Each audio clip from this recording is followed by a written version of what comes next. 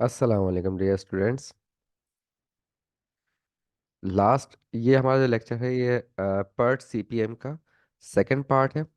First part में हमने networks बनाना सीखे थे। हमने ये सीखा था बेटा कि दो किस्म के किसी भी प्रोजेक्ट जो होता है उसके लिए दो नेटवर्क्स होते हैं। एक AON नेटवर्क होता है, एक्टिविटी ऑन नोड।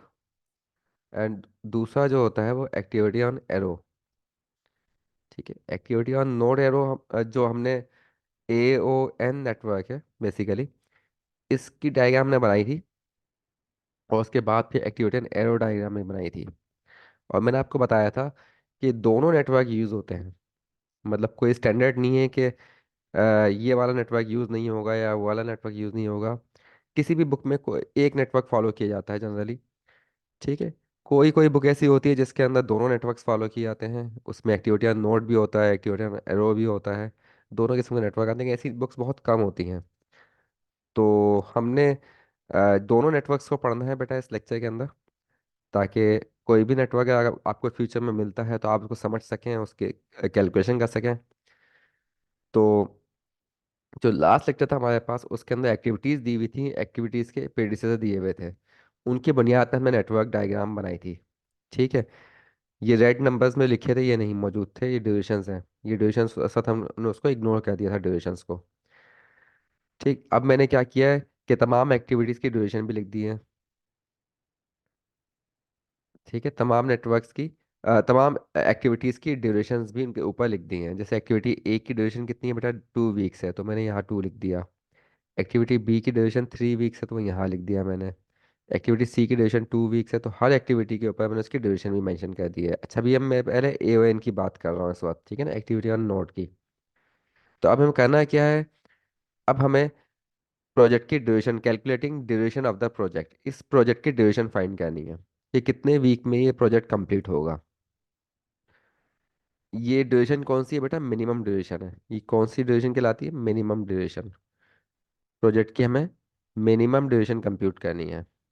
अब इसकी मिनिमम ड्यूरेशन क्या हो सकती है, ज़रा देख के बताएं आप लोग, कितने वीक्स में ये कंप्लीट होगा ये प्रोजेक्ट। यहाँ टोटल टाइम लिखा हुआ है। टोटल टाइम क्या है, 25 वीक्स है। तो इसका मतलब तो बाज़ाहिर देखने में बहुत से बच्चे ही समझेंगे कि ये 25 वीक्स में कंप्लीट होगा ये प्रोजेक्ट। लेकिन 25 वीक्स में तो बेटा ये उस वक्त होगा जब सारी एक्टिविटीज़ क्या हो बेटा, सीरीज में परफॉर्म हो, एक के बाद एक एक्टिविटी अगर परफॉर्म की जाएगी तो ये 25 वीक्स में कंप्लीट होगा। लेकिन हमने इसकी डायग्राम तो बेटा बना ली है। इस डायग्राम के हिसाब से तो यहाँ पे बहुत सारी एक्टिविटी ऐसी हैं जैसे ए और बी जो है पैरेलल भी परफॉर्म हो सकती हैं। तो इसका मतलब ये हुआ कि ए और बी मिलके 3 वीक्स में कंप्लीट हो जाएंगी, क्योंकि ये 2 वीक्स में एक्टिविटी ए होगी, 3 वीक में एक्टिविटी बी होगी। टोटल 5 वीक नहीं लगेंगे इसके अंदर, सिर्फ 3 वीक लगेंगे। ठीक है। तो इसी तरह से और भी एक्टिविटीज पैरेलल परफॉर्म हो सकती हैं। जैसे एक्टिविटी एफ और ई जो है, ये दोनों पैरेलल परफॉर्म हो जाएंगी। तो ये इनको 7 वीक नहीं लगेंगे, बल्कि सिर्फ 4 वीक में दोनों एक्टिविटीज कंप्लीट हो जाएंगी। क्योंकि दोनों एक्टिविटीज साथ चलेंगी, पैरेलल परफॉर्म हो सकती है ना। तो जब एक्टिविटीज जो पैरेलल हो सकती है उनको हम पैरेलल परफॉर्म करवाएं, जो सीरीज में हो रही है एक्टिविटीज उनको सीरीज में परफॉर्म करवाएं, जैसे ए और सी सीरीज में है, तो ये 4 वीक में होंगी कंप्लीट। तब जाके आपके पास प्रोजेक्ट की मिनिमम ड्यूरेशन निकलती है। ये तो मैक्सिमम ड्यूरेशन, मैक्सिमम भी नहीं है खैर, ये वर्स्ट केस ड्यूरेशन कह सकते हैं कि इसके अंदर तमाम एक्टिविटीज को हम सीरीज में परफॉर्म करवाया। लेकिन सीरीज में क्यों परफॉर्म करवाएंगे, राइट।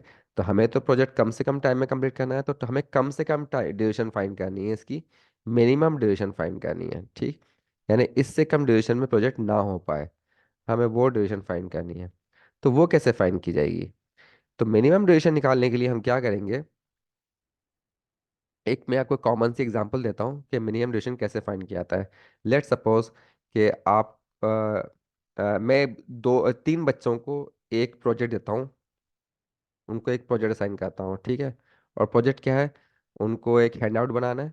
हैंड आउट बना के उसकी बाइंडिंग करवा के मुझे सबमिट करवाना है। ठीक है। और उस हैंड आउट के अंदर कितने चैप्टर्स होंगे बेटा, 3 चैप्टर्स होंगे। एक टॉपिक मैंने दिया है, उस टॉपिक पे उनको स्टडी करना है और उसके हैंड आउट बनाना है, 3 बच्चों को दिया है। तो क्या करेंगे बेटा, प्रोजेक्ट जब स्टार्ट होगा, तो प्रोजेक्ट स्टार्ट होगा तो सबसे पहले वो क्या करेंगे, आपस में मीटिंग करेंगे। वो बच्चे बैठ के आपस में मीटिंग करेंगे। कि उनको करना क्या है। ये ज़रूरी होता है ना किसी प्रोजेक्ट के अंदर मीटिंग करना। जब एक प्रोजेक्ट स्टार्ट होता है तो पहले उसका डिसाइड किया जाता है कि प्रोजेक्ट को करना किस तरह से है। जब मीटिंग होगी, मीटिंग के बाद अगला स्टेप क्या होगा कि वो आपस में चैप्टर डिस्ट्रीब्यूट कर लेंगे कि पहला चैप्टर कौन बच्चा लेगा, दूसरा चैप्टर कौन सा बच्चा लेगा, और तीसरा चैप्टर कौन सा बच्चा लेगा। ठीक है। तो ये चैप्टर नंबर 1, चैप्टर नंबर 2 और चैप्टर नंबर 3 उन्होंने आपस में डिस्ट्रीब्यूट कर लिया। राइट। और फिर क्या होगा, जब चैप्टर्स कंप्लीट हो जाएंगे तो तीनों की दोबारा मीटिंग होगी। लेकिन इस मीटिंग में क्या करेंगे वो, कि वो बाइंडिंग के लिए दे देंगे। राइट। उसे बाइंडिंग के लिए दे देंगे बुक को, हैंड आउट को। और बाइंडिंग के बाद क्या होगा, इनका प्रोजेक्ट ये सबमिट करवा देंगे, सबमिशन कर देंगे। राइट। तो ये इनका प्रोजेक्ट है। चाहो तो इसके बाद एंड की आप नोट भी बना दें, फिनिश नोट। ठीक है। हमने कौन सा नेटवर्क बना रहे हैं बेटा, इस वक्त AON नेटवर्क बना रहे हैं। तो ये इसका इनका प्रोजेक्ट था छोटा सा। अब फॉर एग्जांपल मीटिंग में जो है एक दिन लगेगा उनको। ठीक है। अच्छा, चैप्टर नंबर 1 को कंप्लीट करने में लेट सपोज उसको जो है वो 3 दिन लग रहे हैं बच्चे को। चैप्टर नंबर 2 के लिए उसको एक दिन लगेगा खाली। इस- छोटा चैप्टर है चैप्टर नंबर 2, और चैप्टर नंबर 3 में जो है 5 डेज लग रहे हैं। चले 6 डेज कर लेते हैं।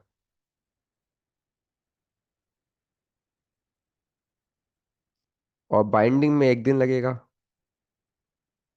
और सबमिट जो है वो एक दिन हो जाएगा सबमिट। राइट। अब स्टार्ट और फिनिश जो है इनके तो 0 डेज होंगे ना। ये तो हमारी अपनी है, इनका तो टाइम नहीं होगा ना 0 डे। और ये भी 0 डे होगा, तो इसको मैंने मेंशन नहीं किया था इसीलिए। तो अब बताओ बेटा, ये प्रोजेक्ट जो है कितने दिन में कंप्लीट होगा। कोई आइडिया आप लोग दें, ये प्रोजेक्ट कितने दिन में कंप्लीट होने वाला है।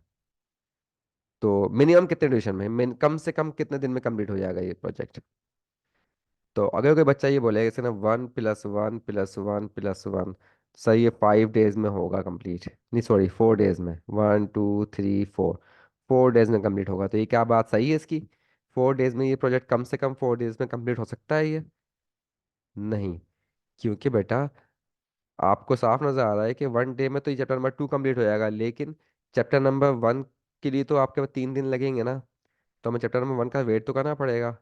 अगर चाहे ये बच्चा एक दिन में कंप्लीट कर ले अपना चैप्टर, उसने अपना काम कर लिया, लेकिन चैप्टर नंबर 1 का और चैप्टर नंबर 3 का हमें इंतजार करना पड़ेगा। चैप्टर नंबर 3 तो 6 डेज में कंप्लीट होगा। तो इसका मतलब है कि दोनों बच्चे अगर अपने अपने चैप्टर्स 3 दिन और एक दिन में कंप्लीट कर भी लें, तब भी कोई फ़ायदा नहीं है। ये प्रोजेक्ट में उनको वेट तो करना पड़ेगा चैप्टर नंबर 3 का भी। और चैप्टर नंबर 3 6 डेज में होगा। तो जब 6 डेज में होगा तो इस प्रोजेक्ट की कम से कम ड्यूरेशन क्या हो सकती है बेटा, 1+6+1+1। कितना हो जाएगा बेटा ये, 7, 7+2 9। तो ये कम से कम जो है ना 9 डेज में कंप्लीट होगा ये प्रोजेक्ट। कम से कम 9 डेज का ये प्रोजेक्ट की ड्यूरेशन कितनी है, मिनिमम ड्यूरेशन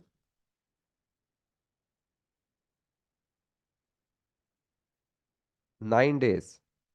9 डेज से कंप्लीट पहले प्रोजेक्ट कंप्लीट हो ही नहीं सकता, पॉसिबल ही नहीं है। राइट। तो इनने 9 डेज कैसे कंप्यूट किया, हमें देखा कि स्टार्ट से फिनिश तक जो सबसे लंबा पाथ था सारे पाथ कंप्यूट किए। पहला पाथ ये बना, इसकी ड्यूरेशन कितनी आ गई बेटा, 1+3। ये पहला पाथ है। तो 1+3+1+1 कितना हो गया, ये 6। तो ये पाथ आ गया 6 डेज का। फिर हमने सेकंड पाथ कंप्यूट किया, सेकंड पाथ ये था, ये कितने डेज का था, 4 डेज का था। और थर्ड पाथ जो है वो हमने कंप्यूट किया, तो वो आया 9 डेज का। तो इन सब में लार्जेस्ट नंबर कौन सा है बेटा, 9 डेज है। तो हम ये minimum duration of the project आ गई। तो minimum duration of the project क्या होता है बेटा, longest path in the network. अब इसका भी आपको मिनिमम ड्यूरेशन फाइंड करनी है। तो यहाँ भी हम क्या करेंगे, लॉन्ग सारे पाथ कंप्यूट करेंगे। तो पहला पाथ कंप्यूट करो, स्टार्ट से स्टार्ट होगा। जाहिर सी बात है स्टार्ट से ही करेंगे, तो स्टार्ट को मैं चाहो तो लिखूं या नहीं लिखूं। तो जनरली इसमें लिखने में टाइम लगेगा, इसलिए मैं इसे मेंशन नहीं कर रहा हूँ। तो पाथ क्या बनेगा, ए से सी, सी से एफ, एफ से एच, पहला पाथ आ गया। दूसरा पाथ क्या बन रहा है बेटा, ए, ए से सी, सी से अब एफ पे जाने के बाद हम क्या आ जाएंगे, ई पे आ जाए। तमाम पॉसिबल पाथ निकालेंगे हम इसके अंदर। जी, और जी से फिर क्या आ गए, एच। तीसरा पाथ क्या आ जाएगा बेटा, ए, ए से हम सी पे जाने के बजाय अब जो है अब डी पे चले जाते हैं। डी से जी, और जी से एच, और ये आ जाएगा बी, बी से डी, डी से जी, और जी से एच। ये हमने सारे पाथ निकाल दिए इसके। ठीक है, एक ये पाथ था, दूसरा पाथ, तीसरा एंड चौथा, सारे पाथ निकाल दिए। अब सब पाथ पे मैं ड्यूरेशन लिखता हूँ, कितनी कितनी है। ए की ड्यूरेशन कितनी है बेटा, 2 है। सी की ड्यूरेशन कितनी है, 2 है। एफ की 3, और एच की 2। अच्छा, ये 2 ड्यूरेशन है, 2। और ई की ड्यूरेशन कितनी है, 4 है। जी की 5, एच की 2, और ये 2, 4, 5 एंड 2, और यहाँ पे आके आ गया 3, 4, 5, और ये 2। अब इनको सम अप करो टोटल, तो कितना बन रहा है बेटा ये, 5, 5 + 4 9, 9 वीक्स। ठीक, ये कितना बनेगा, 5, 4, 4, 8, 8 और 5, 13, 13 और 2, 15 वीक्स। और ये कितना है, 6, 6 + 7, 13 वीक्स। और ये 7, 7 + 7, 14 वीक्स। तो बेटा प्रोजेक्ट की मिनिमम ड्यूरेशन कितनी हो गई, कम से कम कितने वीक में कंप्लीट होगा ये प्रोजेक्ट। लॉन्गेस्ट पाथ, इसमें लॉन्गेस्ट पाथ कौन सा है, लॉन्गेस्ट पाथ ये है। तो इसका मतलब ये हुआ, ये प्रोजेक्ट 15 वीक्स में कंप्लीट होगा। Minimum duration of the project कितनी आ गई बेटा,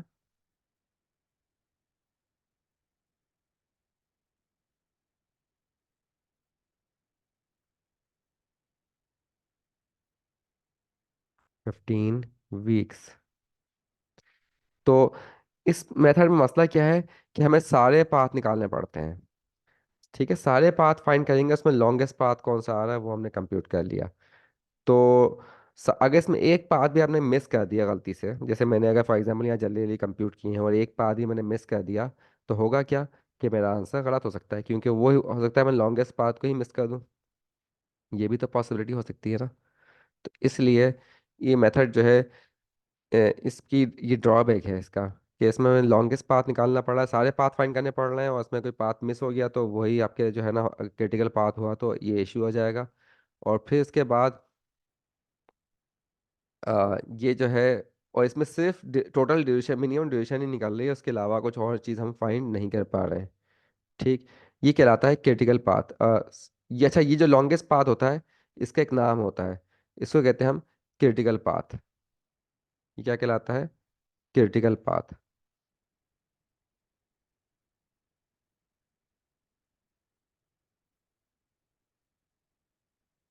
ठीक है, क्रिटिकल पाथ का मतलब है कि इसमें तमाम एक्टिविटीज जो है वो क्रिटिकल होंगी।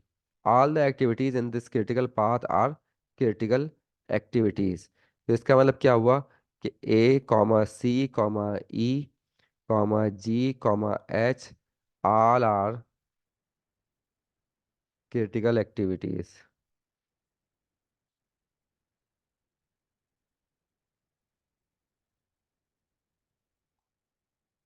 All are critical activities.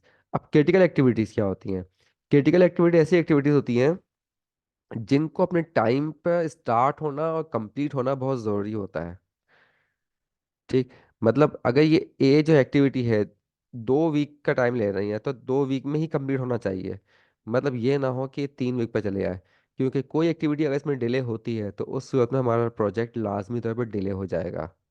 तो इसलिए इसे क्रिटिकल एक्टिविटीज़ कहा जाता है। इनको एक्टिविटीज़ को हमें एक्स्ट्रा मॉनिटर करना पड़ेगा, राइट, ताकि ये प्रोजेक्ट में हमारा डिले ना हो पाए। तो अब आपके पास ये एक्टिविटीज कौन कौन सी क्रिटिकल आ गई हैं बेटा, ए एक्टिविटी क्रिटिकल हो गई है, सी एक्टिविटी क्रिटिकल आ गई है,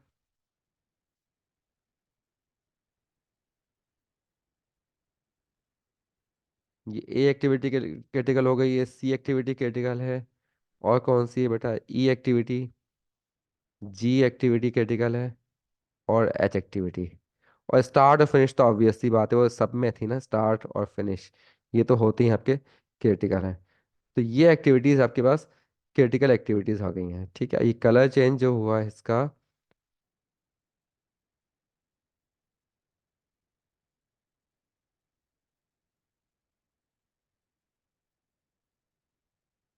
ये ए एक्टिविटी थी, ये सी एक्टिविटी है, और मैं इसको, ठीक है बेटा। तो ये आपके पास एक्टिविटीज क्रिटिकल एक्टिविटीज थी, तो इनसे क्रिटिकल पाथ बना है, तो ये एक्स्ट्रा ऑर्डिनरी केयर वाली एक्टिविटीज आ गई। और जबकि दूसरी एक्टिविटीज जो है, बी एक्टिविटी है, डी है, ये क्रिटिकल नहीं है। इसका मतलब है इसमें थोड़ी बहुत फ्लेक्सिबिलिटी हमारे पास होगी कि एक्टिविटीज किसी हद तक अगर डिले हो तो उससे प्रोजेक्ट पर असर नहीं पड़ेगा।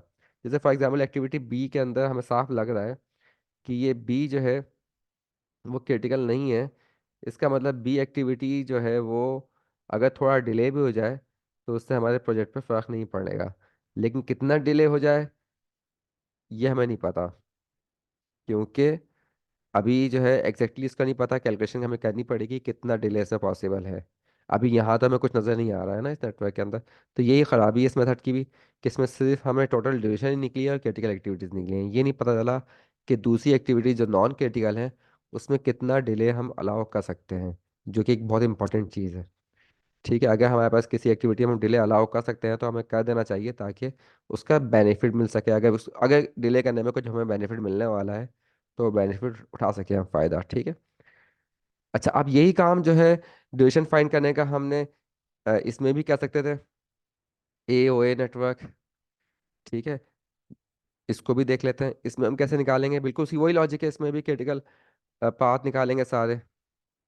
तो इसमें क्रिटिकल पाथ क्या बन रहा है बेटा, वन। इसमें क्रिटिकल पाथ वन से लेकर one two four six seven, ये बना वन से लेकर टू। चाहे तो इसके अंदर मैं डैश लगा दूं बीच में। इसमें क्रिटिकल पाथ जो बनेगा वन, क्रिटिकल पाथ नहीं सॉरी, सारे पाथ निकालेंगे पहले तो। पहले पहला पाथ निकालते हैं वन। वन टू से कनेक्ट हुआ है, टू फोर से, फोर सिक्स से, सिक्स सेवन से। दूसरा पाथ निकालते हैं, दूसरा क्या बनेगा, वन कनेक्ट हुआ टू से, और टू कनेक्ट हुआ है, अच्छा टू को, अब डमी को भी शो लिखने की जरूरत तो नहीं है ना सच। टू जो है वो डमी से, डी से कनेक्ट हुआ है, सॉरी। टू जो है वो थ्री से, अच्छा डमी तो खैर लिखूंगा नहीं मैं। टू थ्री से कनेक्ट हुआ, और थ्री किससे कनेक्ट हुआ है, फाइव से, और फाइव किससे कनेक्ट, सिक्स से, सिक्स और ये कनेक्ट हुआ है सेवन से। तीसरा क्या बनेगा बेटा, वन टू, और फिर ये फोर फाइव सिक्स सेवन। फिर उसके बाद चौथा क्रिटिकल पाथ क्या बन रहा है आपके पास, चौथा पाथ, सॉरी क्रिटिकल पाथ बोल रहा हूँ बार बार, पाथ होगा ना ये। चौथा पाथ क्या बनेगा, वन कनेक्ट हुआ है थ्री से, थ्री कनेक्ट हुआ है फाइव से, फाइव कनेक्ट हुआ है सिक्स, और सिक्स से सेवन। ठीक है, ये चार पाथ बन रहे हैं। उधर भी कितने बन रहे थे बेटा, उधर ही चार बन रहे थे। ठीक है, तो पाथ की ज़्यादा सेम ही होगी दोनों में। अब सबकी लेंथ कंप्यूट कर लो। अच्छा, ये ड्यूरेशन यहाँ लिखा हुआ है, ए की ड्यूरेशन कितनी है, टू। सी की ड्यूरेशन कितनी है, टू। और एफ की ड्यूरेशन यहाँ पे दी हुई है, थ्री। एच की ड्यूरेशन टू। अच्छा, बी जो है वो थ्री है। डी की ड्यूरेशन जो है आपके पास फोर है। ई जो है वो भी फोर है। जी फाइव है। और एच की ड्यूरेशन कितनी आ गई, टू। सही, ठीक है। अब इस सब इन सब की ड्यूरेशन यहाँ लिखते हैं।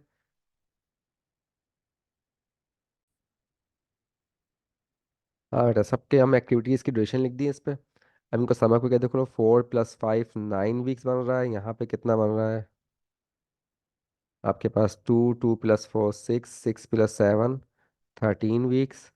और यहाँ पे four, four plus four eight, eight plus seven fifteen weeks. और ये three plus four seven, seven plus seven fourteen weeks. Exactly वही ड्यूरेशन निकली जो वहाँ निकली थी, लेकिन nine thirteen fifteen, right, fourteen.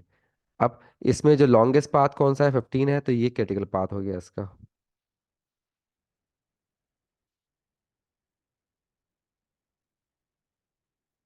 ये आपके पास क्या है इसका, क्रिटिकल पाथ आ गया।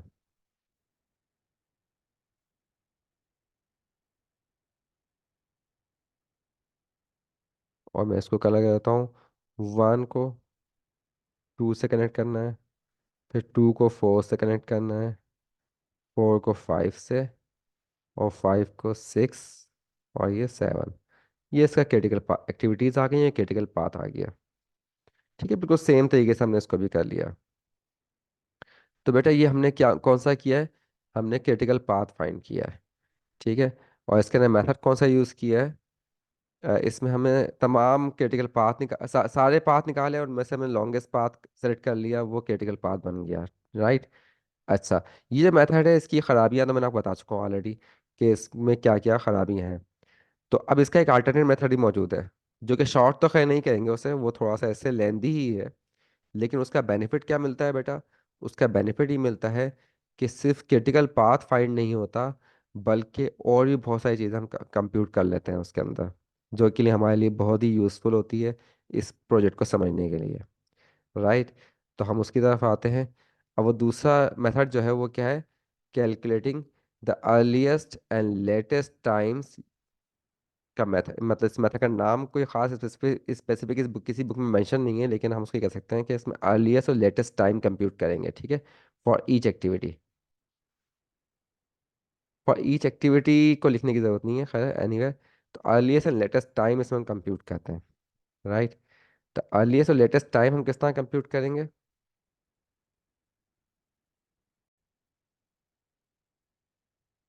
हाँ बेटा, अब अर्लीस्ट और लेटेस्ट टाइम कंप्यूट करने के लिए आप दोनों नेटवर्क से बारी बारी करते हैं, पहले हम सीखते हैं तरीका दोनों का। तो हम पहले सीख रहे हैं AON नेटवर्क, यानी एक्टिविटी ऑन नोड नेटवर्क। उस पर सीखेंगे अर्लीस्ट टाइम और लेटेस्ट टाइम हम कैसे कंप्यूट करें। तो बेटा हम ये करेंगे कि जो नोड है उस नोड के अंदर मज़ीद कुछ स्पेस क्रिएट करेंगे, क्योंकि उसमें 4 चीज़ें और लिखनी है हमें। ठीक है। अब वो 4 चीज़ें हम नोड के बाहर भी लिख सकते हैं, लेकिन बेहतर ये कि नोड के अंदर ही लिखा जाए, ताकि किसी किस्म की कन्फ्यूजन ना हो। तो नोट के हमने जो है ना, वो 4 पोर्शन कर देंगे। जैसे एक्टिविटी A की जो नोट है उसकी भी हमने पोर्शन कर दिए 4, इसमें एक्स्ट्रा जगह बना दी। उसमें पहले इधर हम लिखेंगे ES stand for earliest starting time, EF earliest finishing time. ठीक है। LS क्या है, लेटेस्ट स्टार्टिंग टाइम, और ये क्या है, लेटेस्ट फिनिशिंग टाइम। मतलब इन बॉक्सेस के अंदर हमने जगह बना दी कि इस जगह पर अर्ली स्टार्टिंग टाइम लिखा जाएगा, इधर अर्लीस्ट फिनिशिंग टाइम लिखा जाएगा। इसमें लेटेस्ट स्टार्टिंग टाइम लिखेंगे इस लोकेशन पे, इस लोकेशन पर लेटेस्ट फिनिशिंग टाइम लिखा जाएगा। ठीक है बेटा। और यहाँ नीचे हम एक्टिविटी ड्यूरेशन लिखेंगे। अच्छा, ये जो है अब ये हम अपनी कंफर्ट के लिहाज से आप कर सकते हैं, ज़रूरी नहीं कि सर्कुलर शेप का बनाए, जिसमें आप कंफर्टेबल हो वो यूज़ कर सकते हैं। और ड्यूरेशन भी यहाँ लिखना ज़रूरी नहीं है, ड्यूरेशन भी हमारी मर्जी है, हम जहाँ चाहे लिखें जिसमें हम कंफर्टेबल हो। तो बेटा पहले नेटवर्क जो हमने बनाया था वो ये नेटवर्क था ना। अब इसके अंदर ये क्रिटिकल एक्टिविटी हमने निकाल ली थी by using any separate method, जो हमने यूज़ किया, लेकिन ज़्यादा सक्सेसफुल मेथड नहीं है, इतना अच्छा मेथड नहीं है। तो अब हम दूसरा मेथड यूज़ कर रहे हैं, तो यही काम करने के लिए तो ये चीज़ें हम अज्यूम करते हैं कि क्रिटिकल पाथ हमें गिवन नहीं है। ठीक है, सिर्फ ड्यूरेशंस गिवन है। तो अब ड्यूरेशंस को हमने लिखने के लिए यहाँ पर उन्हीं एक्टिविटीज़ के ऊपर लिख दिए ड्यूरेशंस बेटा। अब जो है, लेकिन हमने यहाँ पर सर्किल बनाने के बजाय हमने स्क्वायर ले लिया, रेक्टेंगल ले लिया है। रेक्टेंगल के अंदर डिवीजन कर लिया है, तो इसमें 4 आपके स्पेसिस बन गई लिखने के लिए। तो हर जगह रेक्टेंगल बना दिया है, और उसके अंदर हमने स्पेस क्रिएट कर दी है, ताकि हमें लिखने में आसानी रहे। तो साइकिल नहीं बनाया है, ऊपर हमने ड्यूरेशन लिख दी है हर एक्टिविटी के। ठीक है। अच्छा, अब इस हम स्टार्ट कहाँ से करेंगे, इसका अर्लीस्ट ये कौन सी जगह है, इधर हम क्या लिखते हैं, अर्लीस्ट स्टार्टिंग टाइम। तो पहले हम अर्लीस्ट टाइम कंप्यूट करेंगे। ठीक है, पहले फेज के अंदर हम अर्लीस्ट स्टार्टिंग टाइम और अर्लीस्ट फिनिशिंग टाइम कंप्यूट करेंगे। तो एक्टिविटी स्टार्ट कब होगी बेटा, 0 पे। और फिनिश क्या होगी, कब होगी, ये 0 पे ही फिनिश होगी, क्योंकि इसकी एक्चुअल ड्यूरेशन कितनी है, 0 है। अच्छा, ये अब 0 पे स्टार्ट होकर 0 पे फिनिश होगी, उसके बाद एक्टिविटी A पे आते हैं। एक्टिविटी A कब स्टार्ट होगी, जब एक्टिविटी स्टार्ट खत्म होगी तो उस एक्टिविटी ए स्टार्ट होगी ना, तो इसके फिनिशिंग टाइम जो है यहाँ पे आ जाएगा 0। अब 0 पे से ये स्टार्ट हुई एक्टिविटी ए, और इसकी ड्यूरेशन कितनी है बेटा, 2 वीक्स है। तो ख़त्म कब होगी ये, 2 वीक पे ख़त्म हो जाएगी। ठीक है। अब एक्टिविटी ए जो है सेकेंड वीक में ख़त्म हुई है, तो एक्टिविटी सी कब स्टार्ट होगी, सेकेंड वीक में स्टार्ट होगी बेटा, और ख़त्म कब होगी, इसकी अपनी ड्यूरेशन कितनी है, 2 वीक्स। तो 2 + 2 4, तो ये 4 वीक में ख़त्म होगी एक्टिविटी सी। ठीक है। और इसी तरह से हम आगे प्रोसीड करेंगे। एक्टिविटी 4 वीक्स पे ख़त्म होगी सी, तो एफ कब स्टार्ट होगी, एफ 4 पे स्टार्ट होना चाहिए, और ख़त्म कब होगी बेटा, 4 + 3 7, ये 7 पे ख़त्म होगी। ये कहलाएंगे सारे अर्लीस्ट टाइम। हम अर्लीस्ट टाइम कंप्यूट कर रहे हैं क्या, जल्दी से जल्दी एक्टिविटी कब स्टार्ट हो सकती है और ख़त्म कब होगी, इस तरह से। ठीक है बेटा, तो ये इस तरह चला। अच्छा, अगर हम एक्टिविटी बी पे आते हैं, एक्टिविटी बी के अंदर स्टार्ट कब होगी, पिछली वाली स्टार्ट एक्टिविटी 0 पे ख़त्म हुई थी, 0 पे स्टार्ट हो सकती है, और ख़त्म कब होगी ये, 3 पे, 0 + 3। अच्छा, एक्टिविटी डी पे आते हैं। एक्टिविटी डी कब स्टार्ट हो सकती है, एक्टिविटी डी बेसिकली ए और बी दोनों के खत्म होने के बाद स्टार्ट होना चाहिए। दोनों कब खत्म होंगे, एक्टिविटी ए तो 2 वीक 2 पे खत्म हो रही है, और एक्टिविटी बी जो है वो 3 वीक, थर्ड वीक पे खत्म हो रही है। तो एक्टिविटी डी डी कब स्टार्ट कर सकते हैं बेटा हम, क्या सेकंड वीक पे स्टार्ट कर सकते हैं, आगे मैं सेकंड लिख दूं तो क्या सही रहेगा, यहाँ पे सेकंड सही नहीं रहेगा, क्यों, क्योंकि अगर सेकंड वीक पे स्टार्ट हो ही नहीं सकती एक्टिविटी डी, एक्टिविटी डी जो है वो बी के खत्म होने का भी तो इंतजार करना पड़ेगा हमें, ए और बी दोनों के क्लोज होने का इंतजार करना पड़ेगा। और एक्टिविटी बी कब खत्म हो रही है बेटा, थर्ड वीक पे खत्म हो रही है। तो यहाँ पर 3 लिखेंगे, तो बेसिकली इसका तरीका क्या निकला है, इसमें लार्जेस्ट एंट्री जो होगी वो लिख दी जाएगी यहाँ पर, जो भी इन दोनों में लार्जेस्ट एंट्री है वो हम लिख देंगे। ठीक है बेटा। अच्छा, एक्टिविटी डी जो है वो 3 पे स्टार्ट होगी, और 3 + 4 7 पे खत्म होगी। अच्छा, एक्टिविटी ई पे आते हैं। एक्टिविटी ई कब स्टार्ट होनी है, ये 4 पे स्टार्ट होनी है। ठीक है। और 4 + 4 8 पे खत्म होगी। अच्छा, एक्टिविटी जी पे आते हैं। एक्टिविटी जी के लिए ई और डी दोनों का कंप्लीट होना जरूरी है। दोनों कब कंप्लीट होंगे, ये 7 पे कंप्लीट हो रहा है, और ये 8 वीक एक पे कंप्लीट हो रहा है। तो जी जो है वो 8 से पहले हम स्टार्ट नहीं कर सकते, इन दोनों में से लार्जेस्ट ले लेंगे। और ख़त्म कब होगा बेटा, 8 + 5 13 पे। और इसके बाद अब ये एक्टिविटी एच से कंप्यूट करना है। एक्टिविटी एच से पहले जो एक्टिविटीज आ रही हैं एफ और जी आ रही हैं। जी कब खत्म हो रही है बेटा, 13 पे। एक्टिविटी एफ कब खत्म हो रही है, 7 पे। तो एच की स्टार्टिंग टाइम जो है वो 13 लिया जाएगा, 13 से पहले स्टार्ट नहीं कर सकते। और 13 + 2 15 हो जाएगा। और इसी तरह फिनिश टाइम का स्टार्टिंग टाइम क्या होगा, 15 होगा, और फिनिश भी 15 पे हो जाएगा, क्योंकि इसकी ड्यूरेशन कितनी आ रही है बेटा, 0 आ रही है। तो हमने कौन सा टाइम कंप्यूट किया है, ये अर्लीस्ट टाइम कंप्यूट कर लिया। ठीक है, पहले फेज के अंदर। फिर हम क्या करेंगे, इसके लेटेस्ट टाइम कंप्यूट करेंगे। ये हम सारे अर्लीस्ट टाइम निकाले थे, अब लेटेस्ट टाइम। और लेटेस्ट टाइम कहाँ लिखा जाएगा, इधर हम लिखेंगे LS, और इधर लिखेंगे हम LF। अच्छा, अब इसके अंदर लेटेस्ट टाइम निकालने के लिए हम यहाँ से स्टार्ट करते हैं, बैकवर्ड फेज चलता है ये। तो 15 से स्टार्ट करेंगे, और जाहिर 15 पे फिनिश करने के लिए इसे 15 पे ही स्टार्ट करना पड़ेगा। ठीक है। अच्छा, इसको 15 पे स्टार्ट करने के लिए एक्टिविटी एच को फिनिश कब करना है, 15 पे फिनिश करना पड़ेगा। और 15 पे फिनिश करने के लिए इसे स्टार्ट कब करेंगे हम, 13 पे। 15 - 2 13। ठीक है, अब बैकवर्ड फेज चल रहा है। अच्छा, एक्टिविटी जी, जी को कब खत्म करना है करेंगे, जी को खत्म करने के लिए,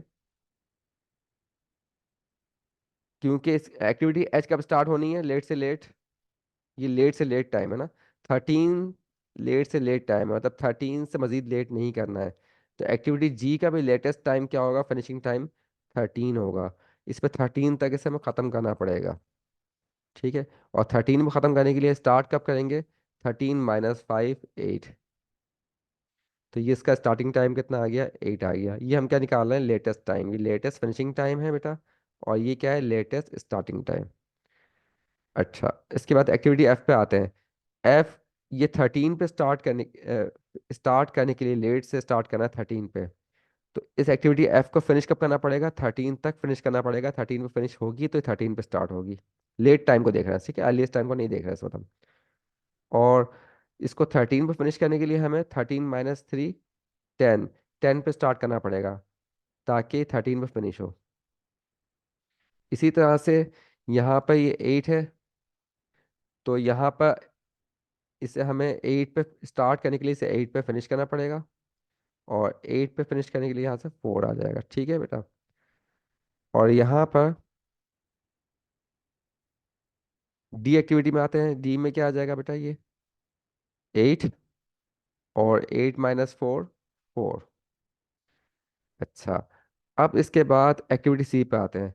सी को फिनिश कब करना पड़ेगा आपको, ये 10 पे स्टार्ट करना है लेट टाइम इसका, और इसका लेट टाइम कितना है, 4 है। तो सी को 4 पे फिनिश करना ज़रूरी है, क्योंकि 4 पे फिनिश नहीं किया, अगर 5 पे फिनिश किया तो फिर ये वाली एक्टिविटी एक्टिविटी ई जो है अपने टाइम पे स्टार्ट नहीं हो पाएगी, तो हमारा प्रोजेक्ट लेट हो जाएगा। इसलिए 4 पे फिनिश करना ज़रूरी है। इस एक्टिविटी के लिए हमें टाइम था, लेकिन वो मार्जिन हम उठा नहीं सकते, फ़ायदा हमें ये 4 पे ही फिनिश करना पड़ेगा एक्टिविटी ई को अपने टाइम पर रखने के लिए। और 4 - 2 2। फिर एक्टिविटी ए पे आते हैं। एक्टिविटी ए के लिए ये वाली एक्टिविटी को 4 पे स्टार्ट होना है, और इस एक्टिविटी को 2 पे स्टार्ट होना है। तो एक्टिविटी ए को 4 पे फिनिश, सॉरी 2 पे फिनिश होना लाजमी होगा, क्योंकि एक्टिविटी सी को हमें टाइम पे स्टार्ट करना है, लेट टाइम जिसका 2 है, ठीक है। और 2 पे फिनिश करने के लिए इसे 0 पे करना पड़ेगा। और एक्टिविटी बी के लिए आते हैं, तो बी को जो है वो लेट से लेट 4 पे स्टार्ट कर सकते हैं, क्योंकि 4 पे एक्टिविटी डी की जो है 4 टाइम अवेलेबल है, 4 - 3 1। और फिर इन दोनों में एक्टिविटी स्टार्ट को जो है कब हमें फिनिश करना पड़ेगा, 0 पे फिनिश करना ज़रूरी है, ताकि ये एक्टिविटी ए अपने टाइम पे स्टार्ट हो सके। और यहाँ पे कितना आ गया, 0 आ गया। तो हमने लेटेस्ट टाइम भी कंप्यूट कर लिया, ठीक। अब हम इसके बाद इसमें हम क्रिटिकल पाथ एक्टिविटीज़ कैसे फाइंड करते हैं। क्रिटिकल एक्टिविटीज़ निकालने के लिए हम यहाँ पर इसका टोटल फ्लोट हम फाइंड करेंगे, जिसको सिलेक्ट टाइम भी कहते हैं।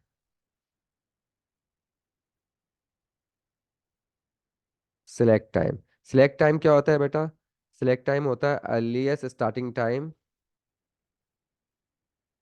इसको अच्छा, सिलेक्ट टाइम के अलावा इसको टोटल फ्लोट भी कहते हैं, इसका एक और नाम भी है, टोटल फ्लोट। टोटल फ्लोट कैसे निकलता है, ये होता है earliest starting time minus latest starting time, ठीक है। और ये बराबर होता है लेटेस्ट, मैंने इसके अंदर लेटेस्ट टाइम पहले लिखेंगे, latest starting time minus early starting time, ठीक। या फिर इसको कह सकते हैं latest finishing time minus latest starting time, oh latest finishing time, sorry, latest finishing time. ये क्या निकाला मैंने, earliest finishing time, sorry, earliest finishing time, ठीक। तो अब हम कंप्यूट करते हैं इसके अंदर, हर नोट का सिलेक्ट भी कंप्यूट कर सकते हैं। इसका बेटा टोटल फ्लोट, इसको टी से प्रेजेंट कर रहा हूँ टोटल फ्लोट को, ठीक है। टोटल फ्लोट फ्लोट को हम शॉर्ट फॉर्म में टी से रिप्रेजेंट करेंगे। तो इसका टोटल फ्लोट कितना आ गया बेटा, earliest time minus latest time कितना आ गया, 0, ठीक है। इसका टोटल फ्लोट निकालो कितना आ रहा है, 0। इसका टोटल फ्लोट 1, ठीक है। इसका टोटल फ्लोट कितना आ गया, 0।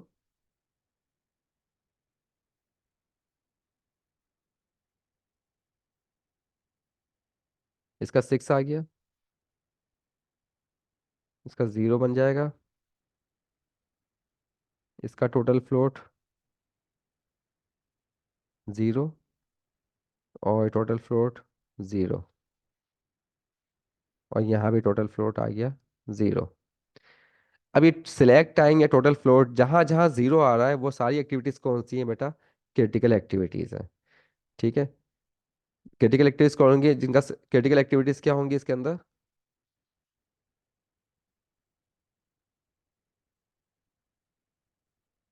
आर द एक्टिविटीज़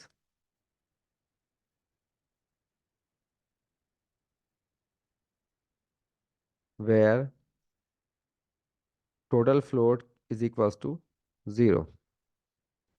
अब टोटल फ्लोट कहाँ कहाँ जीरो आ रहा है वो देख लेते हैं। टोटल फ्लोट यहाँ जीरो आ रहा है। ठीक है। उसके बाद टोटल फ्लोट यहाँ जीरो आ रहा है।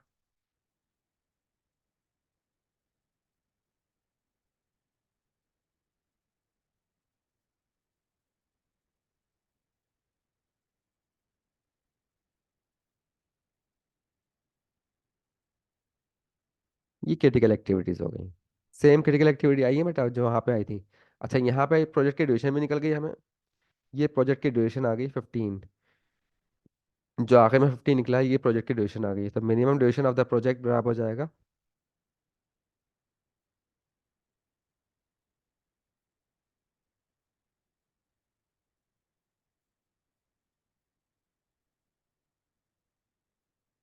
15 वीक्स।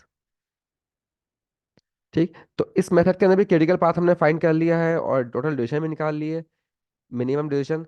लेकिन एक और फायदा भी हुआ हमें, इससे ये पता लग गया कि एक्टिविटीज के अंदर जो है टोटल फ्लोट कितना मौजूद है, वो भी पता लग गया है।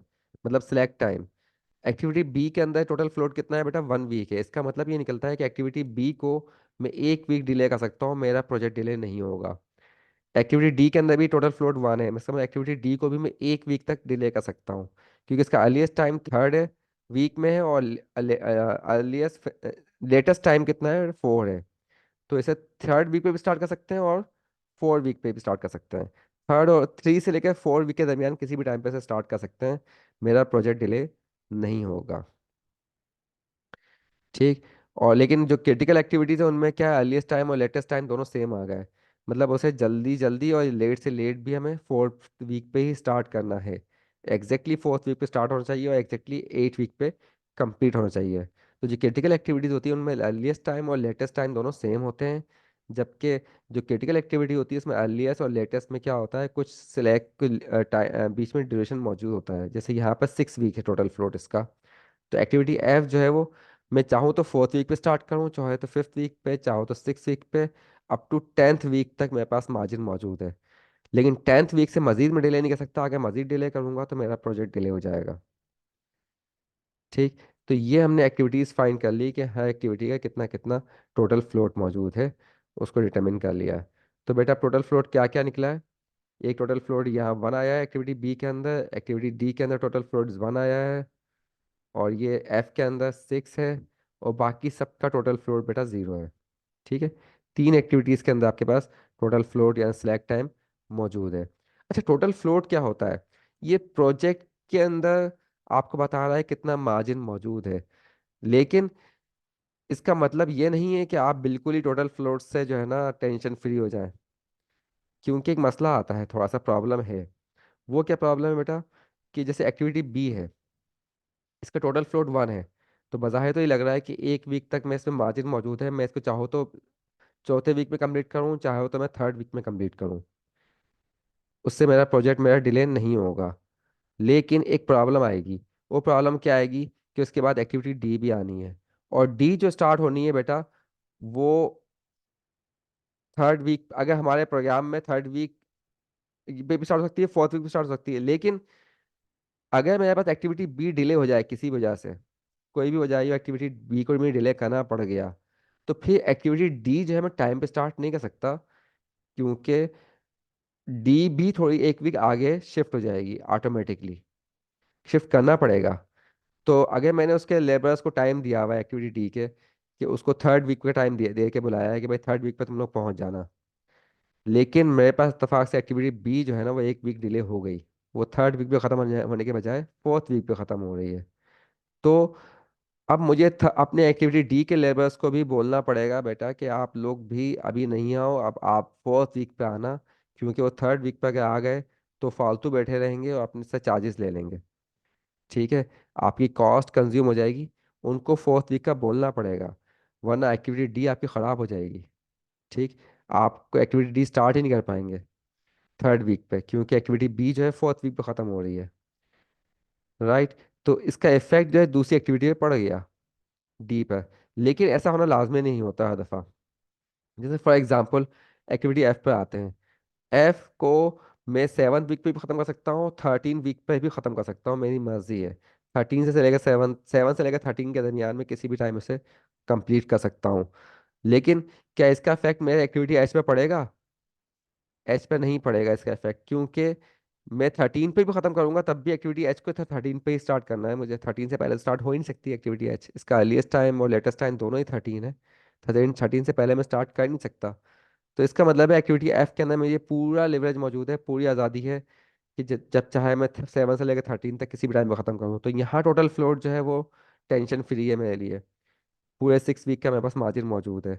लेकिन इस एक्टिविटी बी के अंदर जो टोटल फ्लोट है वो टेंशन फ्री नहीं है। उसके लिए अगर टोटल फ्लोट किसी भी ऐसा अगर से 1 वीक डिले होता है तो अगली एक्टिविटी को मुझे इन्फॉर्म करना पड़ेगा। मेरा प्रोजेक्ट डिले नहीं होगा, लेकिन अगली नेक्स्ट एक्टिविटी को मुझे इन्फॉर्म करना पड़ेगा, उस एक्टिविटी को उसी लिहाज से स्टार्ट करना पड़ेगा। तो इसका मतलब हुआ टोटल फ्लोट से हम टेंशन फ्री नहीं हो सकते, हमें एक और चीज़ भी कंप्यूट करनी पड़ेगी। और एक दूसरी चीज़ क्या होती है बेटा? फ्री फ्लोट होता है। अब फ्री फ्लोट कैसे निकालेंगे?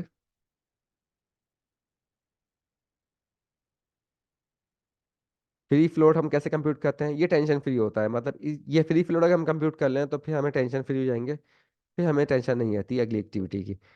और फ्री फ्लोट को शॉर्ट फॉर्म में कैसे लिखते हैं बेटा? F F. ठीक है।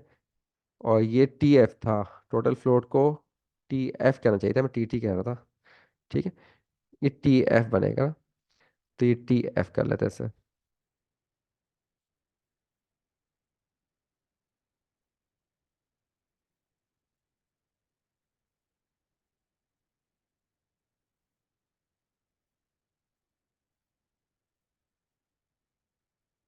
ठीक है, ये टी एफ हमने निकाला था।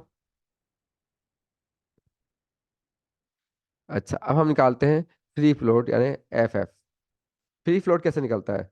फ्री फ्लोट बेटा बेटा इस तरह से निकलता है कि हम यहाँ पर फ्री फ्लोट का फॉर्मूला डिस्क्रिप्शन में मैं आपको मेंशन कर देता हूँ अभी।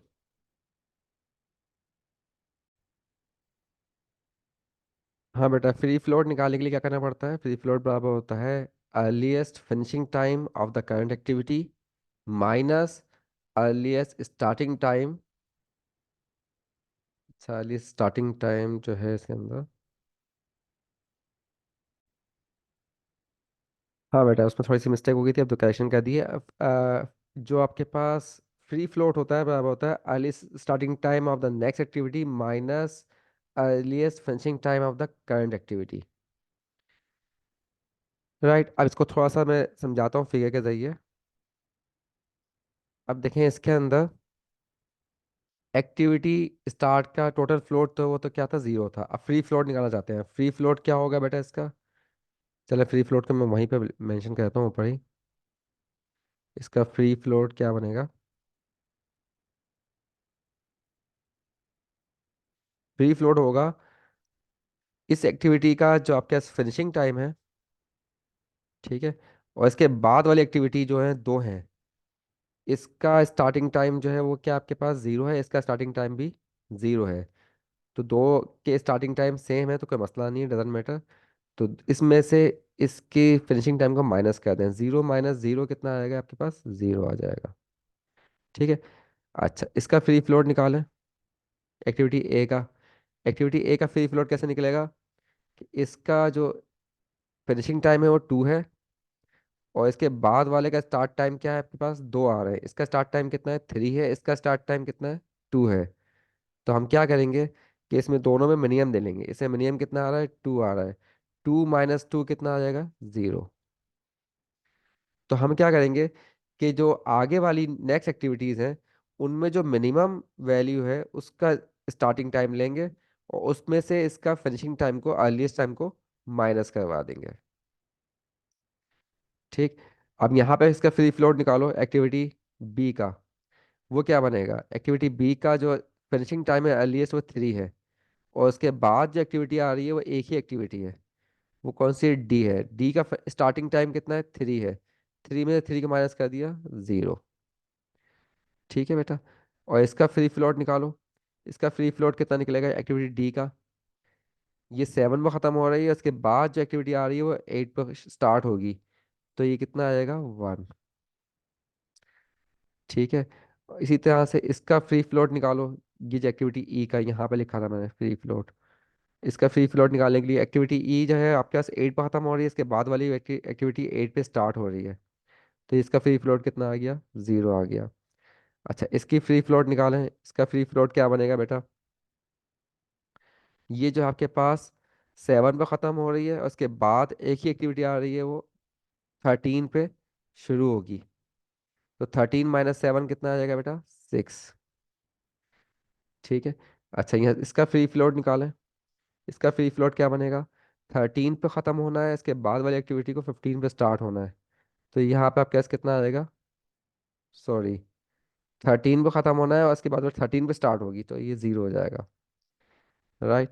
इसी तरह इसका फ्री फ्लोट निकालो, फ्री फ्लोट क्या बनेगा इसका, 15 - 15, 0। तो देखो इसके अंदर ये हमने फ्री फ्लोट कंप्यूट कर ली है। अब इसका फ्री फ्लोट में इंटरेस्टिंग बात देखो क्या है, कि ज़्यादातर जो एलिमेंट है उनका जो है फ्री फ्लोट और टोटल फ्लोट आपस में बराबर आ रहे हैं। ठीक, इसका फ्री फ्लोट भी निकाल लेना। इसका फ्री फ्लोट क्या बनेगा, ये 2 पे ख़त्म हो रहा है, 2 पे स्टार्ट हो रहा है अर्लीस्ट टाइम पे, तो 0 हो जाएगा। तो ज़्यादातर ये टोटल फ्लोट और फ्री फ्लोट आपस में बराबर है। लेकिन एक्टिविटी बी में देखो, एक्टिविटी बी का फ्री फ्लोट कितना आ रहा है बेटा, 0 आ रहा है।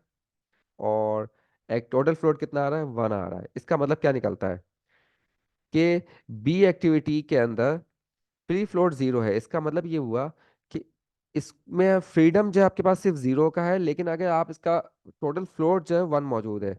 मीन्स फ्री फ्लोट वो है टाइम कि जिसके अंदर अगर मैं कोई एक्टिविटी डिले हो जाए तो उसका इफेक्ट अगली वाली एक्टिविटी पे भी नहीं पड़ता। प्रोजेक्ट पर तो खैर दोनों का ही नहीं पड़ता है, फ्री फ्लोट और टोटल फ्लोट दोनों ही अगर डिले होते हैं, मतलब इतना टाइम अगर डिले होता है, तो उससे प्रोजेक्ट पे फर्क नहीं पड़ेगा।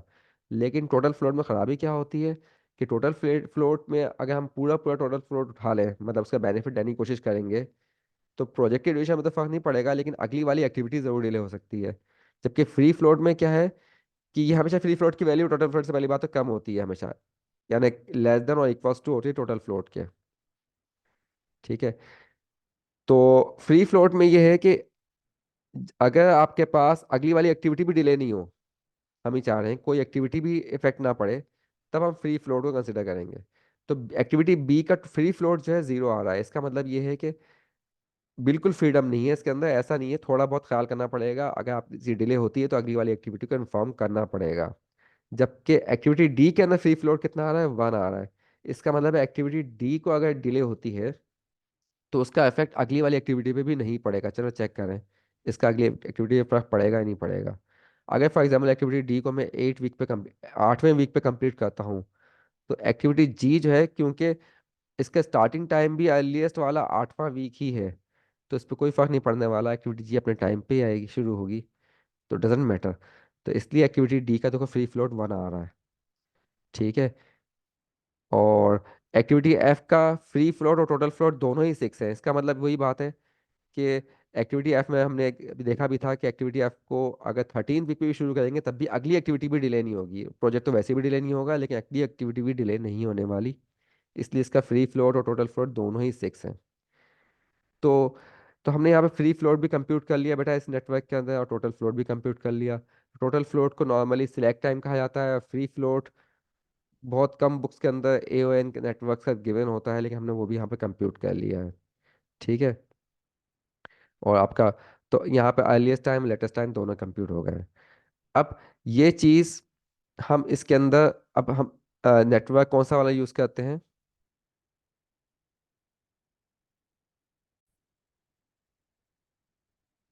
हाँ अब हम जो है वही काम अर्लीस्ट स्टार्ट टाइम और फिनिश टाइम जो है कंप्यूट करेंगे, लेटेस्ट फिनिशिंग टाइम और अर्लीस्ट स्टार्ट टाइम, ये हम कंप्यूट करेंगे इस पे एक्टिविटी और एरो डायग्राम के अंदर। ठीक है। तो स्टार्ट टाइम और फिनिश टाइम बेसिकली अर्लीस्ट तो लिखना तो ही नहीं है, अर्लीस्ट तो ऑब्वियस सी बात है। ये स्टार्ट टाइम और फिनिश टाइम हम कंप्यूट करेंगे इसके अंदर। ठीक है।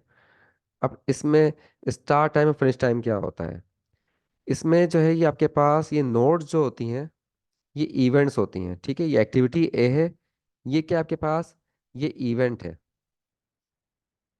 जो मैंने आपको पिछले लेक्चर में बताया था इवेंट्स है। ये स्टार्टिंग इवेंट है किसके नोड एक्टिविटी ए और बी का। और ये टू जो है एंडिंग इवेंट है एक्टिविटी ए का। ये स्टार्टिंग इवेंट है, ये भी इवेंट है और ये भी इवेंट है। ठीक है, ये इवेंट्स है। अब ये इवेंट जो है ए का स्टार्टिंग है, ए का फिनिशिंग है और सी का स्टार्टिंग है। सी और डमी का स्टार्टिंग हो गया। तो इस तरह से आपके पास ये तमाम इवेंट्स मौजूद हैं। तो हम इवेंट्स के जो है टाइम जो है वो निकालेंगे, स्टार्ट और फिनिश टाइम। तो अब स्टार्ट जो अर्लीस्ट टाइम होता है इसमें हम उसको बॉक्स बना के रिप्रेजेंट करते हैं। ठीक है, तो हम नोट के ऊपर एक बॉक्स बना देते हैं, उसमें अर्लीस्ट टाइम लिख देते हैं। तो इवेंट वन का अर्लीस्ट स्टार्टिंग टाइम कितना होगा, 0 होगा। ठीक, इवेंट टू, इवेंट टू का स्टार्टिंग टाइम क्या होगा। इसका स्टार्टिंग टाइम जो है, क्योंकि 2 वीक के बाद आएगा, तो इसका स्टार्टिंग टाइम कितना हो जाएगा, 2 हो जाएगा। ये अर्लीस्ट स्टार्टिंग टाइम है।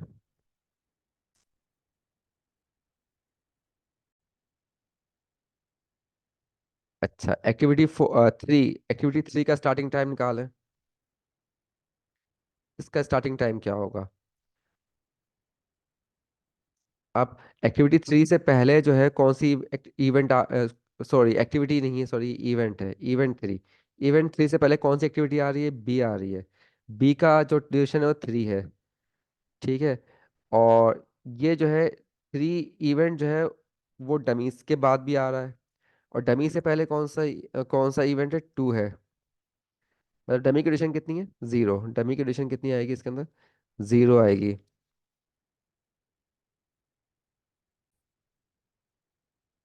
हाँ बेटा, ये इवेंट 3 से पहले जो है ना, आपके दो चीज़ें कंप्लीट, ए और डमी कंप्लीट होना है और बी कंप्लीट होना है। तो बी के कंप्लीट होने के बाद कितना टाइम बचेगा आपके पास, 3 + 0 मतलब 3 पे पहुंचेंगे। ठीक है, बी जो है आपके पास 3rd वीक पे कंप्लीट हो जाएगा। और डमी जो है कंप्लीट होने के लिए आपके पास 2 + 0 मतलब 2 वीक्स का। तो आपको ये जो एक्टिविटी इवेंट 3 है, ये 3 से पहले हम स्टार्ट नहीं कर सकते, क्योंकि हमें एक्टिविटी बी का वेट करना पड़ेगा। हालांकि एक्टिविटी ए और डमी तो कंप्लीट हो जाएंगे। हाँ भाई, इवेंट 4 पे आते हैं। इवेंट 4 का जो आपके पास टाइम होगा, इवेंट 4 से पहले जो है आपके पास एक ही पाथ है। वो पाथ कौन सा है, ये है सी। मतलब सी जो है वो की ड्यूरेशन 2 है, और ये इससे पहले जो इवेंट आ रहा है इसकी स्टार्ट टाइम कितना है, 2 है। तो 2 + 2 4, राइट। अच्छा, इवेंट 5 पे आते हैं।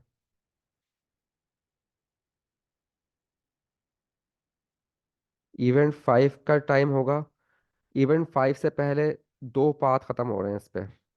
मतलब एक पाथ ये है, इस पे क्या है, 4 + 4 8। और यहाँ पे आपके पास 4 + 3 7। तो इवेंट 5 बेसिकली 8 से पहले हम स्टार्ट नहीं कर सकते, क्योंकि हमें इस वाले का इंतजार करना पड़ेगा। राइट, तो हम क्या करेंगे, असल में इन दोनों चीज़ों को आपस में ऐड करना है, और इसको आपस में ऐड करना है। राइट। अच्छा, अब उसके बाद आते हैं इवेंट 6 पे। इवेंट 6 का टाइम जो होगा किस तरह से निकालेंगे, 5 + 8 13। और ये 3 + 4 7। 13 से पहले हम स्टार्ट नहीं कर सकते। ठीक है, 5 और 8 को प्लस किया, 3 और 4 को ऐड किया। अच्छा, इसके बाद इवेंट 7 पे आते हैं। इवेंट 7 के लिए कितना होगा, 2 + 13 15। तो हमने यहाँ 15 पे पहुंच गए। राइट, ये हमने क्या किया, अर्लीस्ट टाइम कंप्यूट किया तमाम इवेंट्स का। ये क्या है, अर्लीस्ट टाइम है, ES फॉर इवेंट्स। ये इवेंट्स के हैं, वो पिछली बार एक्टिविटीज के निकालते हैं, इवेंट्स के हैं। तो इवेंट का अर्लीस्ट टाइम जो होता है, वो एक्टिविटीज का स्टार्टिंग टाइम F का भी बन जाएगा और E का भी बन जाएगा। दोनों एक्टिविटीज का स्टार्टिंग टाइम बन जाएगा ये 4। ठीक है। अच्छा, अब इसके बाद हम क्या करेंगे, लेटेस्ट टाइम कंप्यूट करेंगे बैकवर्ड पाथ के अंदर। अब लेटेस्ट टाइम को कंप्यूट करने के लिए हम क्या बनाते हैं, इसके ऊपर ट्राइंगल बनाते हैं। इस बॉक्स के ऊपर एक ट्राइंगल बनाते हैं।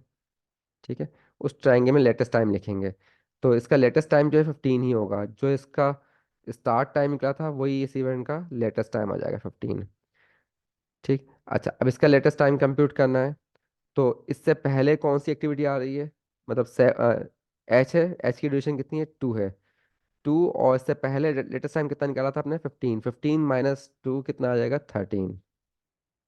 तो इसका 13 ही आ जाएगा, राइट। अच्छा, 13 से पहले हम यहाँ 5 पे आते हैं। 5, 5 से पहले जो इवेंट एक्टिविटी आ रही है जी, इसकी ड्यूरेशन कितनी है, 5 है। 5 में से 13 को माइनस कर देंगे तो ये कितना आ जाएगा आपके पास, सॉरी 13 में से 5 को माइनस करेंगे तो ये 8 आ गया। ठीक है। अच्छा, अब यहाँ पे आते हैं। अब इधर इसका पास जो आपके पास इससे पहले वाला एक्टिविटी है वो कितना है, 3 है। और उससे पहले जो आपका लेटेस्ट टाइम निकाला था हमने, कितना निकाला, 13 था। 13 - 3 कितना बन जाएगा यहाँ पर, 10। ठीक है। तो वही तरीका है, मतलब आपको लॉजिक पता हो तो आप फार्मूला खुद बना सकते हैं किस तरह से इसके अंदर करना है।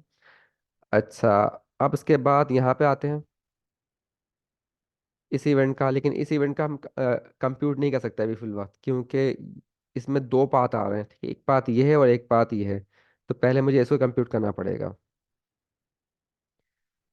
तो पहले हम ये कंप्यूट करते हैं। हाँ, इसका जो लेटेस्ट टाइम निकालने के लिए क्या करना पड़ेगा, इससे पहले कौन सा पाथ है, ये वाला डी एक्टिविटी आ रही है, डी एक्टिविटी है। और ये 4 ड्यूरेशन है। ठीक है। और इससे पहले लेटेस्ट टाइम कितना निकला था, 8 है। तो 8 - 4 कितना आ जाएगा यहाँ पर, 8 - 4, ये बन जाएगा आपके पास 4, राइट। ये 4 आ गया। अच्छा, अब यहाँ पे ये 4 निकल चुका है। अब 2 एक्टिविटी, यहाँ पे इवेंट 2 आ गया। इवेंट 2 का जो हमें लेटेस्ट टाइम निकालना है। तो लेटेस्ट टाइम निकालने के लिए हम देखेंगे 2 से पहले कौन से दो पाथ आ रहे हैं। एक पाथ ये आ रहा है और एक पाथ ये है। ठीक है। यहाँ पे ये 4 पे ख़त्म हुआ था लेटेस्ट टाइम, 4, और ये ड्यूरेशन कितनी है, 0 है। तो 4 - 0, 4। और यहाँ पे कितना आ रहा है, 2 है और ये 10 है। तो 10 - 2 कितना आ जाएगा, 8। अब इसमें लेटेस्ट टाइम निकालना है।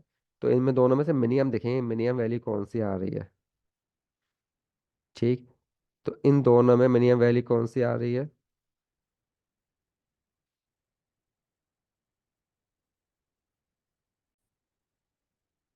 हाँ बेटा, मुझे अंदाजा हुआ कि हमने ये गलती कर दी इसके अंदर। गलती ये की है कि यहाँ पर ये 4 से पहले भी तो दो पाथ आ रहे थे।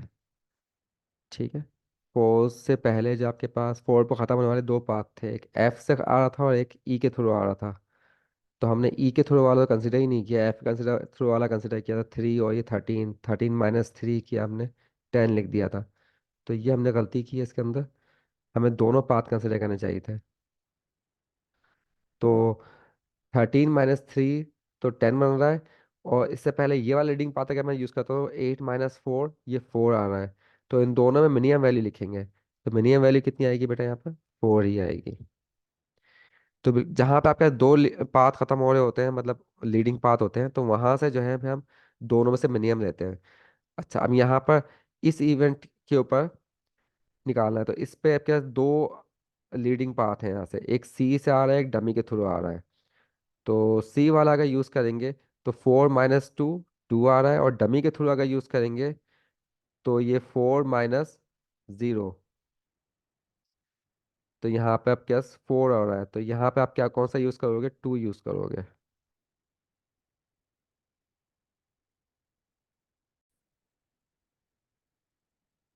और बेटा फिर इसके बाद 1 पे आते हैं। 1 से दो लीडिंग पाथ निकल रहा है। तो ये ए है और ये बी है। इन दोनों इवेंट्स का जो है दोनों दो एक्टिविटीज़ हैं, लीडिंग एक्टिविटीज़।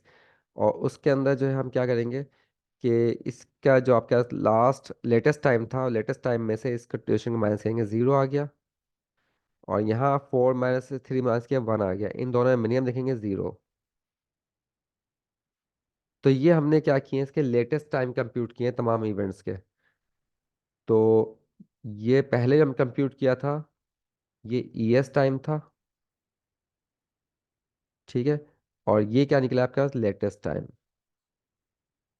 और हर इवेंट का है, हर इवेंट का अर्लीस्ट टाइम और लेटेस्ट टाइम हमने कंप्यूट किया है इवेंट वाइज। अब इसके बाद हमें टोटल फ्लोट कैसे निकालेंगे बेटा। टोटल फ्लोट निकालने के लिए जो फार्मूला है आपके पास वो ये बनता है कि किसी भी आई जेथ, मतलब अगर फॉर एग्जांपल स्टार्टिंग नोड आई है और एंडिंग नोड जे है किसी भी इवेंट की, सॉरी एक्टिविटी का जो आपके पास स्टार्टिंग इवेंट है वो आई है और एंडिंग इवेंट जो है वो जे है।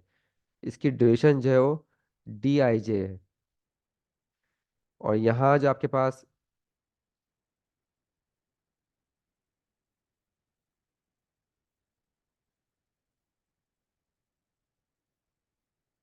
ठीक है, ये आपके पास अर्लीस्ट टाइम और ये लेटेस्ट टाइम गिवन है।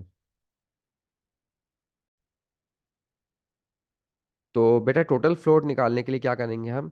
टोटल फ्लोट के अंदर डेल्टा जे में से, मतलब ये जो आपका लेटेस्ट टाइम निकला था, डेल्टा जे, डेल्टा जे में से इन दोनों का सम जो है माइनस कर देंगे। इन दोनों का सम जो है डेल्टा जे में से माइनस कर देंगे। ठीक। और फ्री फ्लोट निकालने के लिए क्या करेंगे हम? कि जो स्क्वायर जे है इसमें से क्या माइनस करेंगे? इन दोनों का सम। ठीक है, फ्री फ्लोट के लिए स्क्वायर जे में से इन दोनों का सम माइनस करेंगे, और टोटल फ्लोट के लिए डेल्टा जे में से इन दोनों का सम माइनस करेंगे। ठीक है। तो ये टोटल फ्लोट और फ्री फ्लोट निकलेंगे, और ये event activity wise total float और फ्री फ्लोट होंगे। अब जैसे कंप्यूट करते हैं हम, फॉर एग्जांपल एक्टिविटी एच का हमें टोटल फ्लोट निकालना है। इसका टोटल फ्लोट निकालना है एक्टिविटी एच का। तो टोटल फ्लोट निकालने के लिए क्या करोगे बेटा? कि डेल्टा जे मतलब 15 में से इन दोनों का सम माइनस करो। ठीक है, 15 में से स्क्वायर और ये ड्यूरेशन माइनस करेंगे तो ये कितना बन जाएगा आपके पास? 0। ठीक है, टोटल फ्लोट हो गया। इसका फ्री फ्लोट निकालो। फ्री फ्लोट कितना होगा? 15 में से, अच्छा 15 ये वाला स्क्वायर लेंगे, स्क्वायर वाला 15, ये 15 में से 13 + 2 माइनस करेंगे, ये कितना आ गया? 0। ठीक। अच्छा, अब मैं इसका टोटल फ्लोट निकालना चाहता हूँ। ये टोटल फ्लोट निकालें। टोटल फ्लोट क्या बनेगा आपके पास? जो आपके पास ट्राइंगल है डेल्टा, इस ट्राइंगल में से 8 और ये 5 का सम माइनस कर देंगे, 13 - 13 कितना आएगा? 0। और फ्री फ्लोट निकालें। फ्री फ्लोट के लिए क्या करेंगे? स्क्वायर में से इन दोनों का सम माइनस करेंगे, ये क्या आएगा? इस केस में भी 0 आ जाएगा। अच्छा, इसी तरह से एक्टिविटी बी का निकालते हैं यहाँ पर। इसका टोटल फ्लोट कितना बनेगा? तो ट्राइंगल में से 4 में से इन दोनों का सम माइनस करो, 3 और 0। तो 4 - इन दोनों का सम कितना है? 3। 4 - 3 कितना आ गया? 1। और इसका फ्री फ्लोट निकालो। फ्री फ्लोट क्या बनेगा आपके पास? स्क्वायर का 3 है, 3 में से 3 को माइनस करो, 0। तो देखो वही आया ना जो पहले वहां निकला था। तो इस तरह बाकी सबके फ्री फ्लोट और टोटल फ्लोट निकाल सकते हैं बेटा। एग्जैक्टली सेम आएंगे तमाम एक्टिविटीज के जो पहले निकले थे। तो ये आप लोगों का होमवर्क है, आप लोग कर लीजिएगा। इसके तमाम टोटल फ्लोट और फ्री फ्लोट निकालिएगा, वो एग्जैक्टली वही निकलेंगे जो यहाँ निकले थे एओएन नेटवर्क के अंदर। राइट। तो दोनों नेटवर्क्स में थोड़ी कन्फ्यूजन होगी आप लोगों को दोनों के काम करने में, लेकिन आप लोग ऐसा करें, दोनों की प्रैक्टिस करें और वक्तन फक्तन करते रहें, तो एक बार बार रिपीट करते रहेंगे तो सबको इसमें एक्सपर्टीज मिल जाएंगी। राइट बेटा। तो ये काम कर लें, फिर अगला लेक्चर फिर मैं इंशाल्लाह ताला कल अपलोड कर दूंगा। ओके बेटा, अल्लाह हाफिज़।